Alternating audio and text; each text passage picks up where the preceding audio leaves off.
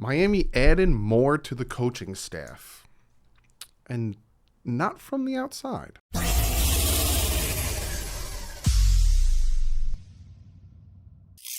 What is up, Finn fans? Yes, Mike McDaniel, now that he's done his pressers, now that he's getting acclimated, talking to the coaches, all that stuff, he's now starting to put together his coaching staff.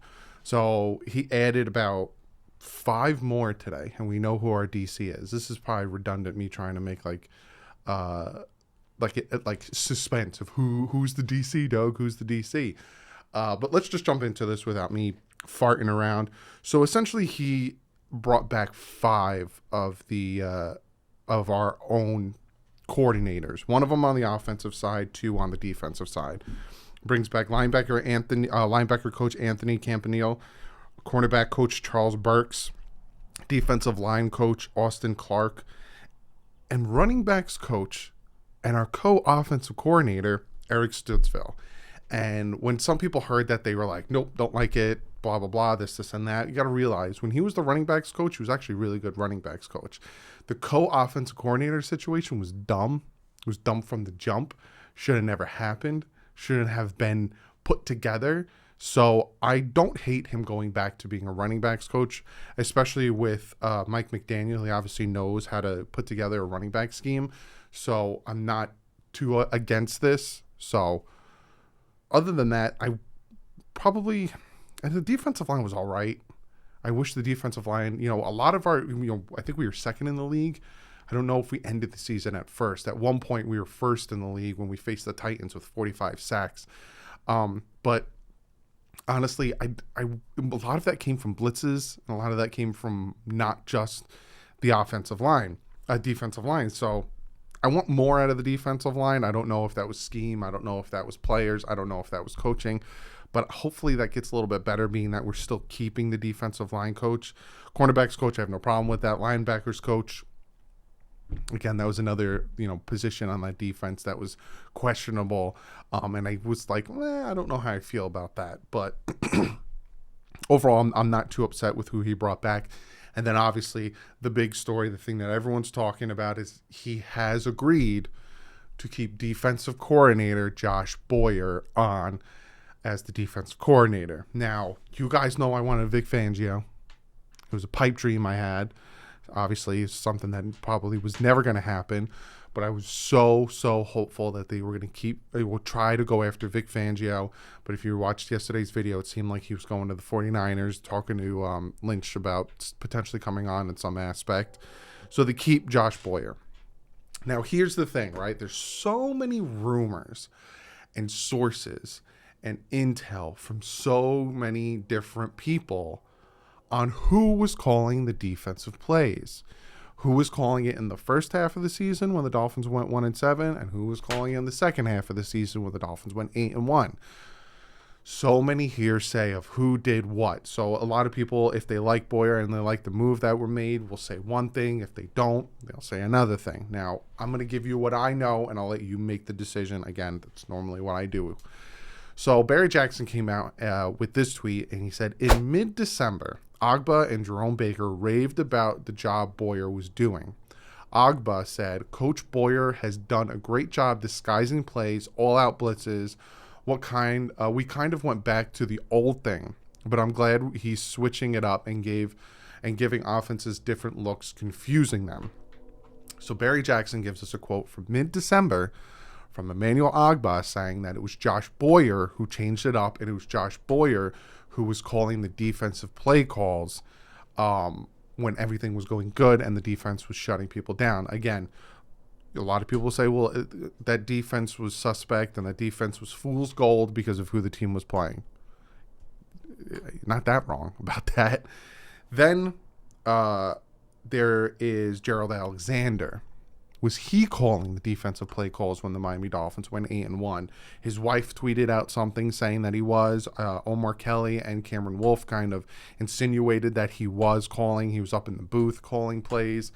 So there's that. Was it Gerald Alexander, who is a Flores guy and seems to be, that was the reason why he got fired? I don't know. I wish they would have kept him. Again, I even said, bring him back in some aspect. So there's that. And then did Brian Flores take over the play calling in the second half? Was he instrumental in the turnaround on the defense? A lot of times I saw him while watching the games on the sideline with the play sheet covering his face. Was he calling plays, or was it Boyer? Or was it an effort between all three of them, Alexander, Boyer, and Brian Flores? We don't know. We'll never know. This is a situation where it's a lot of hearsay. I have a source on the inside that tells me it was this guy. I have a source on the inside that was telling me it was this guy. I talked to the players and they said it was this guy. We don't know. Honestly, we don't know. If it was Boyer, then cool. I'm glad he's coming back on, have that continuity. Hopefully the defense can keep doing the same thing, building off the success on the end of last season. If it wasn't Boyer, hopefully he remembers and learned from whoever was calling the plays on the second half of the season. But Boyer was with the team in 2020. He was calling the plays in 2020 when the defense was top notch. So take whatever you want to hear about the change from the 1-7 to 8-1. Take whatever you want to hear from all these rumors, these sources, the inside intel. But know this, in 2020, Josh Boyer was the defense coordinator, and he was calling the defensive plays. And we had a very good defense in 2020. It set back a little bit in 2021. The whole team took a step back in 2021. Play calling, personnel moves, all this stuff. So overall, Josh Boyer staying as defense coordinator. You guys know how I feel. I wanted Vic Fangio, but again, that was a pipe dream. That was a situation where if the planets could align and things could have panned out for us, I'd be ecstatic. The whole rumor that him and Mike McDaniel have the same agent, and then there's all these things out there like, oh, that seems like it could happen, and it didn't. I wanted to bring in some veteran leadership for Mike McDaniel to learn from, but it seems like it's going to be Josh Boyer, and then on the offensive coordinator's position, we don't know yet.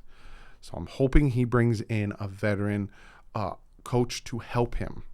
I do not want another situation where we have a rookie head coach with no veteran coaching to help him. Because right now, it's the same staff, plus Embry and plus Wes Welker. There's no real veteran leadership in there. So I'd be surprised. Imagine he brings in Jim Caldwell as offense coordinator. I don't see him doing it, but imagine he does that. Just brings in some guy from left field that we have no idea. He is talking to, and again, I talked about this in yesterday's video. He is talking to, let me look back, the wide receivers coach for the Curtis Johnson. He was the wide receivers coach for the Saints, who I'm hearing very good things about. He was talking that he's being interviewed for the offense coordinator position. So we'll see how that all pans out. But that's what I got for you today. Short video. Just want to give you guys a quick update on who they have decided to keep from this coaching staff. I don't know if there's going to be more. They better not keep the offensive line coach, because that was just an absolute horrible job on the offensive line. So I'm really hoping as the weeks go on and the weekend goes on, we find out more assistants that are being brought in. He needs to, so we have the tight end coach, we have the running backs coach, we have the wide receivers coach, he needs the O-line coach, quarterbacks coach, offensive coordinator, if you're going to, the bare minimum. And then on the other side, we brought back the corners, safeties. There's only like one or two more positions. Overall, he needs like four more positions to be filled. And he kind of has his coaching staff. And then, there's all these little assistants and assistant to the assistant that he can add and bring in. But the coaching staff is almost full. Offensive side, again, we need the O-line coach, we need the quarterbacks coach, and we need the coordinator. On the defensive side, a safeties coach, and that's it. So what is that, four more position coaches that we need to be filled, and then our coaching staff is done. But comment below. Let me know what you guys think about who they've retained. Anthony Campanile, the linebackers coach, Charles Burks, the cornerbacks coach, Austin Clark, the defensive line coach, Eric Studeville is going back to a running backs coach, and defensive coordinator Josh Boyer. And who do you think was calling the plays on the second half of the season? I'm interested to see what you guys have to say. Do you think it was Boyer? Do you think it was Alexander? Or do you think it was Flores? Or do you think it was all three of them? Comment below. Let me know what you guys think. I'm going again. I still have a ton of videos to make. It's just been completely crazy with the signing of the head coach. I still am doing the giveaway. Can't forget about that. And a ton of other videos, free agent videos, and I have the skit with the fan reaction and so much videos. So if you haven't yet, hit that subscribe button. Go follow me on Twitter, and I will see you in the next video. But like usual, stay classy. Effins up.